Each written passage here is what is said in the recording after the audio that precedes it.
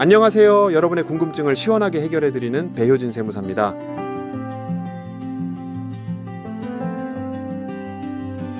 집이 두 채인데 하나를 잠깐 자녀에게 팔았다가 나중에 다시 사오면 1세대 1주택 비과세를 받을 수 있지 않을까? 혹시 이런 생각 해보신 적 있지 않으신가요? 오늘 소개해드릴 사건은 바로 이런 꼼수를 썼다가 세무서에 딱 걸려서 엄청난 세금을 물게 된 케이스입니다. 과연 국세청은 어떤 근거로 이 거래를 잡아냈는지 함께 살펴보시죠. 오늘의 사건 파일입니다. 사건 번호 조심 2025-9 3744, 결과는 기각, 즉 납세자가 졌다는 뜻입니다. 지금부터 무슨 사연인지 함께 알아보겠습니다. 사건의 주인공인 청구인 할아버지를 소개합니다. 이분은 집을 두 채 가지고 계셨는데요. 하나는 쟁점주택, 또 하나는 양도주택이라고 부르겠습니다. 할아버지는 이 중 양도주택을 팔고 싶었는데 2주택자라 세금이 많이 나올 것 같았죠. 그래서 한 채는 비과세로 팔고 싶다라고 고민하게 됩니다. 몇 날 며칠을 고민하던 할아버지는 그래서 하나의 묘안을 냅니다. 그건 바로 다름 아닌 아들을 이용하는 거였는데요.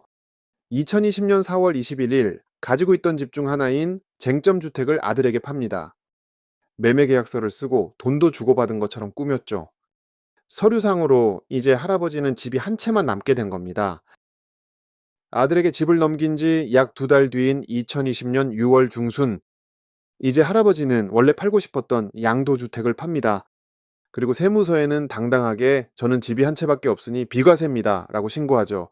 당연히 세금은 0원이었을 겁니다. 그런데 이상한 일이 벌어집니다. 1년도 채 지나지 않은 2021년 4월 6일 할아버지는 아들에게 팔았던 그 집을 다시 사옵니다. 가격도 처음에 팔았던 금액과 거의 비슷하게 말이죠. 어쨌든 그 집이 다시 할아버지에게로 돌아온 겁니다. 자, 여러분이 국세청 조사관이라면 어떠시겠어요? 팔았다가 비과세 받고 다시 사왔다. 이거 냄새가 나죠? 국세청은 이 거래를 정상적인 매매가 아닌 가장매매, 즉 가짜 거래라고 의심하기 시작합니다. 결국 세무조사가 들어왔습니다. 국세청은 아들에게 집을 판 건 무효다. 당신은 계속 2주택자였다 라고 결론 내립니다. 그래서 비과세로 안 냈던 세금을 다시 계산해서 고지서를 보내는데요. 원래 냈어야 할 세금, 그리고 가산세까지 합치면 그 금액이 어마어마하겠죠? 할아버지는 억울하다며 조세심판원에 심판 청구를 제기합니다. 그런데 이유가 참 독특해요. 내가 세금 피하려고 했던 게 아니다. 형제들끼리 재산 싸움이 나서 가정의 평화를 위해 둘째 아들에게 집을 팔았던 거다 라고 주장합니다. 가족 간 분쟁을 막기 위한 어쩔 수 없는 선택이었다는 거죠. 그리고 증거들도 제시합니다.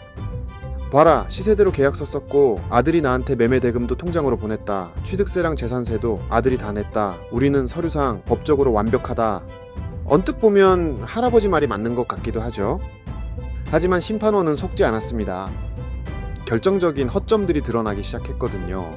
첫째, 집을 산 아들은 이미 그 아파트와 같은 단지에 살고 있었습니다. 굳이 아버지의 집을 또 살 이유가 없었죠. 둘째, 집을 팔았다면서 할아버지는 그 집에 계속 살았습니다. 전세 계약을 맺는 형식을 취했지만 사는 사람이 바뀌지 않았으니 집을 팔 필요성이 전혀 없었던 거죠. 더 결정적인 건 돈의 흐름이었습니다. 처음 거래할 때 아들이 집값으로 할아버지에게 돈을 보냈었죠. 그런데 나중에 조사해보니 할아버지가 그 돈을 다시 아들과 손자들에게 슬금슬금 돌려준 정황이 포착됩니다. 심지어 세무조사가 시작되니까 그제야 이거 증여한 거예요 라고 뒤늦게 신고까지 합니다. 이건 사실상 처음 줬던 집값을 다시 돌려준 것, 즉 매매대금 반환으로 보인다는 거죠. 여기서 등장하는 가장 중요한 세법 원칙, 바로 실질과세의 원칙, 국세기본법 제14조입니다. 거래의 명칭이나 형식이 무엇이든 상관없다. 그 진짜 의도에 따라 세금을 매긴다는 뜻인데요. 즉 서류상으로는 매매 계약서를 썼더라도 실제로는 잠깐 명의만 빌려준 것에 불과하다면 그건 매매가 아니라는 겁니다. 심판원의 결론은 명확했습니다. 이 거래는 오직 양도소득세 비과세를 받기 위한 조세 회피 목적 외에는 다른 합리적인 이유를 찾을 수 없다. 아들이 살 이유도 없었고 아버지가 집을 비워주지도 않았고 돈은 결국 다시 돌아갔으니까요. 법은 형식을 갖췄다고 해서 모든 것을 인정해주지 않습니다. 우리 세법은 겉모양이 아니라 알맹이를 봅니다. 결국 심판 청구는 기각되었습니다. 할아버지는 1세대 1주택 비과세를 못 받은 것은 물론이고 가산세까지 무겁게 물게 되었습니다. 그래서 오늘의 교훈, 세금은 실질이다. 가족끼리 서류만 꾸며서 집을 사고 판 척만 하는 것. 국세청 전산망과 조사관들의 눈을 피하기는 정말 어렵습니다. 특히 매매 전후에 자금 흐름이나 실제 거주 여부는 꼼꼼하게 체크되니까요. 섣불리 꼼수를 쓰기보다는 합법적인 절세 방법을 찾는 것이 현명합니다.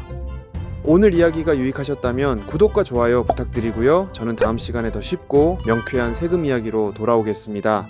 지금까지 배효진 세무사였습니다.